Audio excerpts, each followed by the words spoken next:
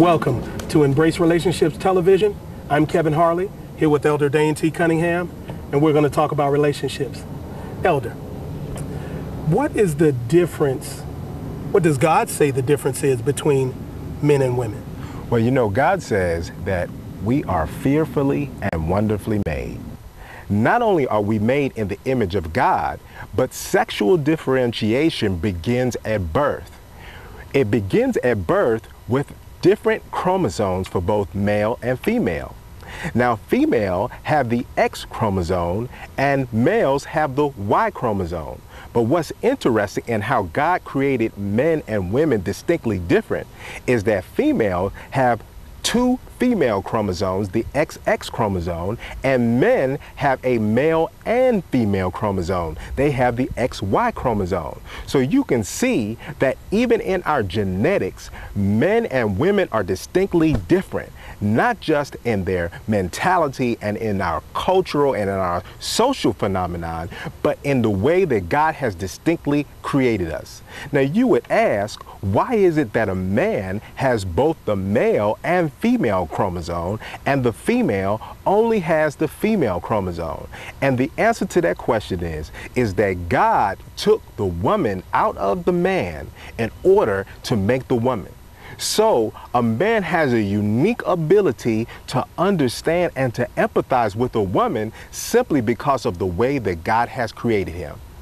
The big difference we have to understand is that God has created us distinctly different, not just in terms of our social interaction and in terms of our cultural interaction, but in terms of our biology, we are distinctly different. Now, when we understand that we are distinctly different, it helps us to better get along with one another and to better understand one another.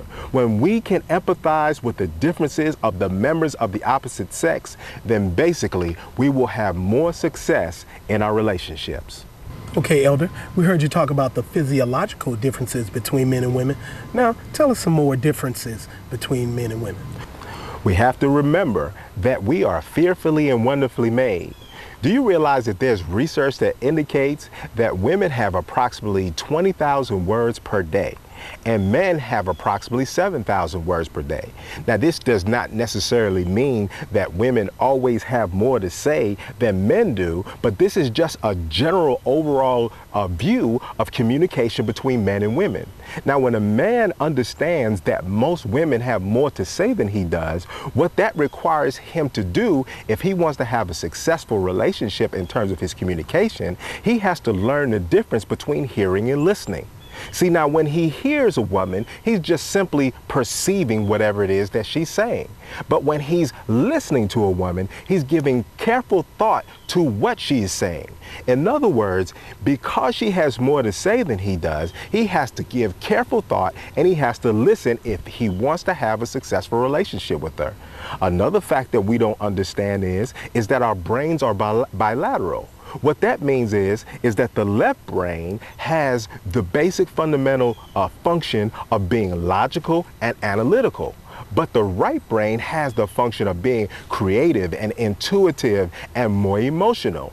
Now, the research indicates that women have a tendency to lean more towards their right brain and men have a tendency to lean more towards their left brain. Now, I understand that many people will disagree with the research, but I don't think that we'll disagree that women have a tendency to be more emotional and men have a tendency to be more logical and rational. This does not mean that men can't be emotional, and it does not mean that women can't be logical. What it is saying is that in our relationships, we have to understand that we are distinctly different, not just with the X chromosome and with the Y chromosome, and not just with the left brain and with the right brain, and not just with the communication, but there's social influences, there's cultural influences. And when we understand that God has created us distinctly different, then we can understand why he has created us to complement one another.